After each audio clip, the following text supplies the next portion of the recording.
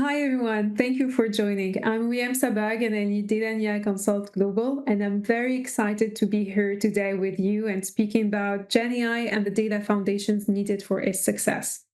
So, as you know, GenAI has been really on everyone's lips since the launch of ChatGPT end of 2022. And according to a survey we've conducted within Kyndryl, 96% of companies are investing in GenAI initiatives. That's a big number, right?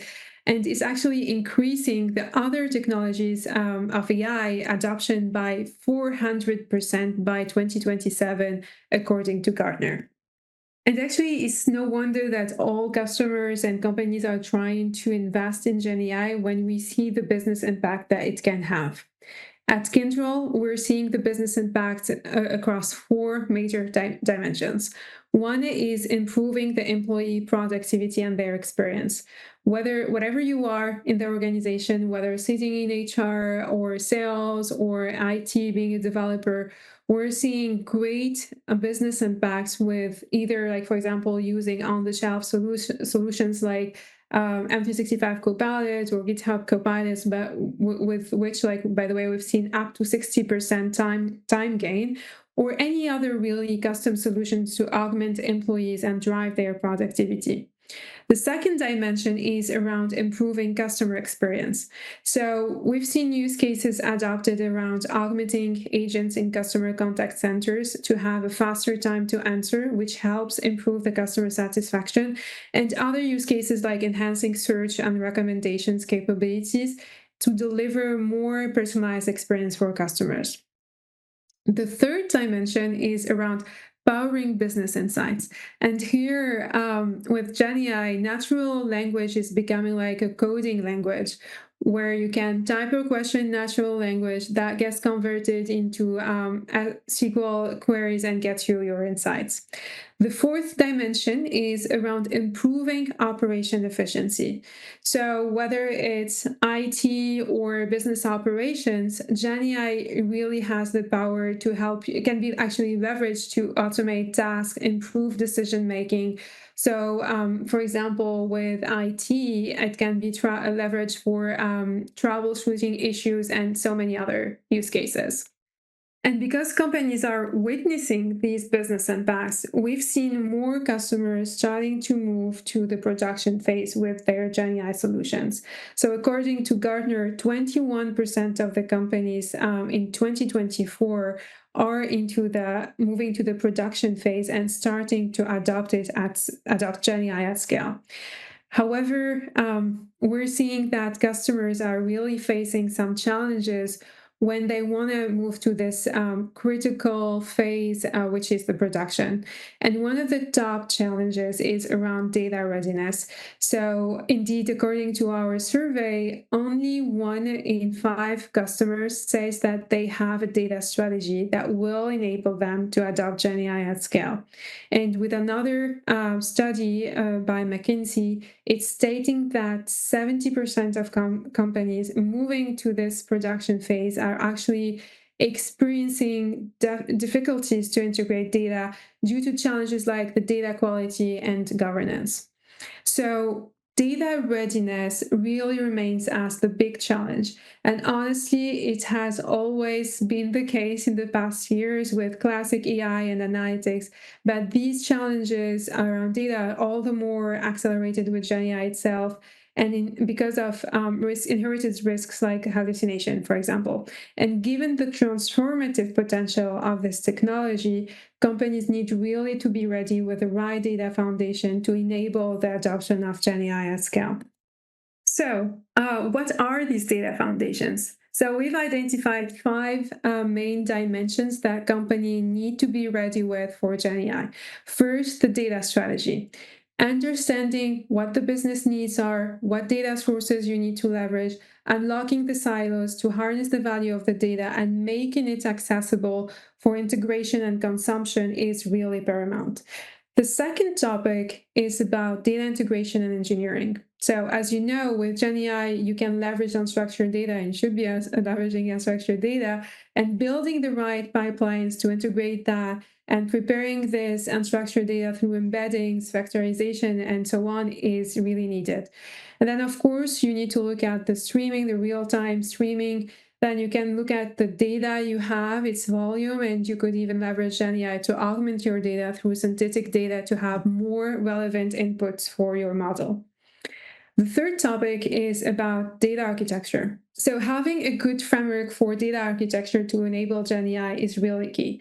And this includes vector and embeddings to store data, having a unified architecture for your data through the whole hybrid environment continuum, having a modern data platform that is going to be enabling you to process and store all this data and leverage it for the AI and GenAI, and of course integrating a unified search and context designer architecture like RAG, for example, is also needed.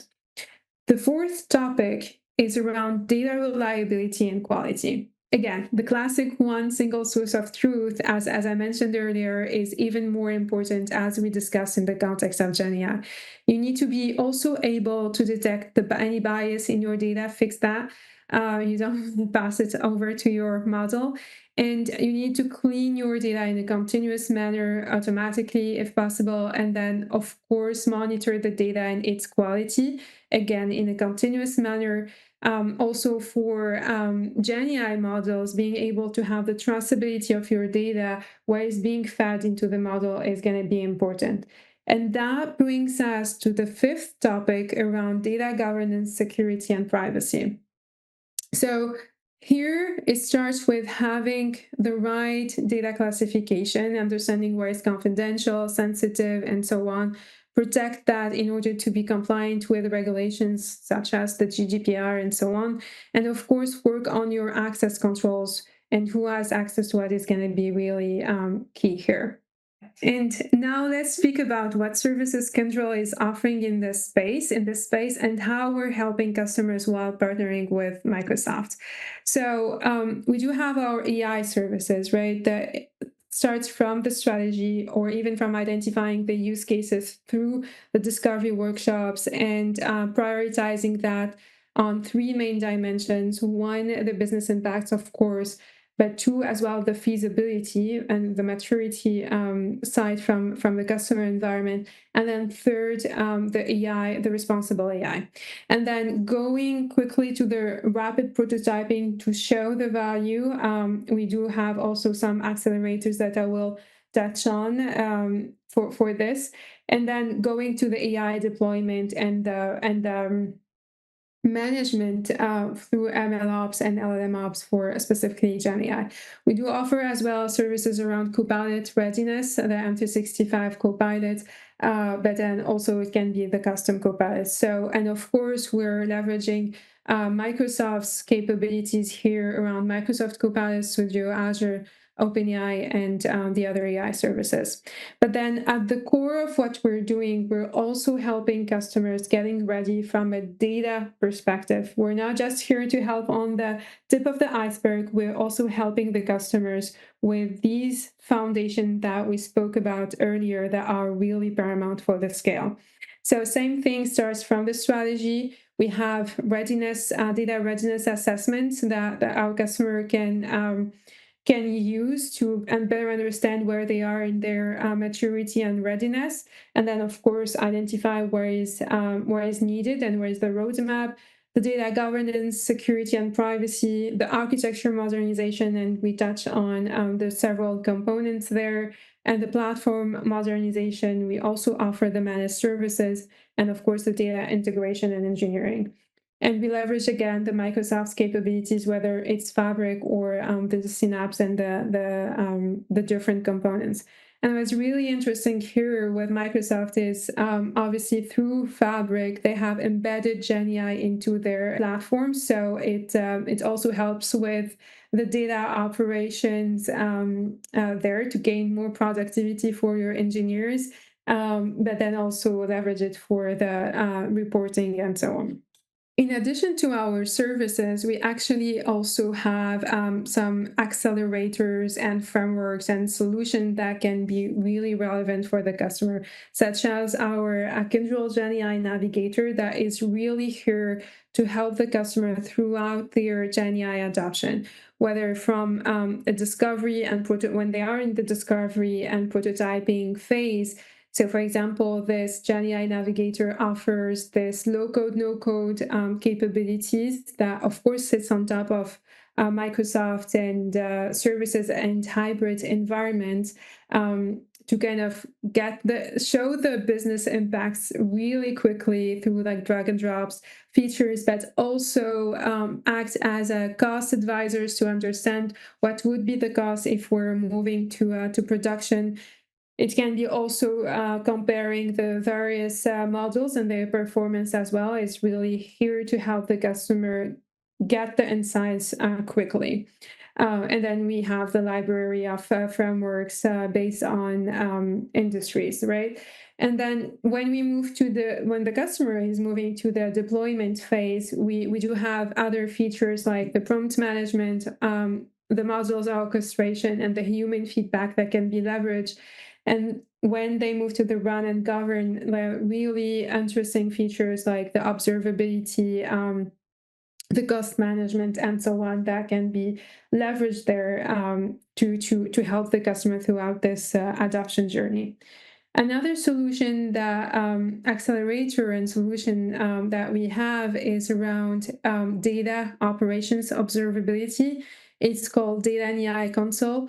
And really what it does is helps offer this unified single control plane into the data platform operations, the data pipelines, the data quality and lineage, like to just get that traceability of the data, understand better what's happening there.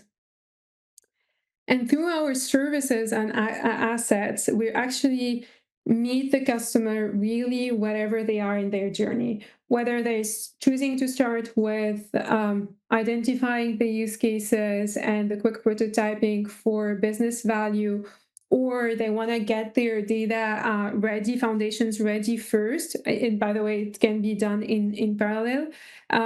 So we're going to be helping them on each of these steps, wherever they are in their journey. From a data perspective, as I mentioned, the data strategy, the governance, the modernization, and unlocking the self-service and advanced analytics, but also from a application perspective, because obviously this GenAI solution will need to be integrated within the application landscape of the customers, whether like these are AI native application infused with AI or like integrating with other legacy applications there. And then also from an infrastructure perspective, because all of this is going to be running on the infrastructure, we're going to be helping the customer optimize their infra as well, again, in order to help them realize like the value of AI and GenAI at scale. And I really want to end up with few examples of how we help customers on the GenAI and the data part. So the first customer example, this is a bank in LATAM where the customer wanted to leverage GenAI in order to help the agents in the customer contact center being able to respond and handle more quickly the thousands of requests that they get every day. And we have developed actually a solution where leveraging Azure OpenAI, where we could help the agents obviously summarize the customer queries, get the also analyze the sentiments into those customer queries, get the insights from the various systems, and generate responses, especially that the customer has that context where they are launching new products. And we really seen amazing business impacts here. So we've seen reduction in response time up to 50%. And we've seen the accuracy of the customer and the responses that are sent to the customers up to 80%.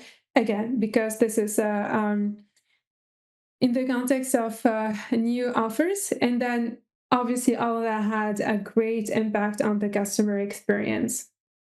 And as we speak, we're helping them move to production and extending the scope to other features like the voice to text and so on, and the next best action, and really other great features there. The second example, this is a gold producer in Canada. So this customer was really looking to have the right data foundations in place in order to take advantage of and leverage the analytics and then the AI and GenAI. So this time we started from the data angle. So we started with running a data maturity assessment and identifying really the different elements that needed modernization in order to get them where they want to do where they want to be from a business perspective. So we've worked on implementing a new architecture, leveraging Microsoft Fabric.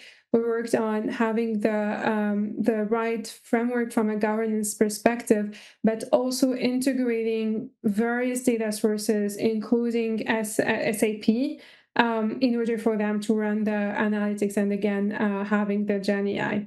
So this is another examples of getting ready from a data foundation in order to unlock the self-service analytics and then also the AI and GenAI.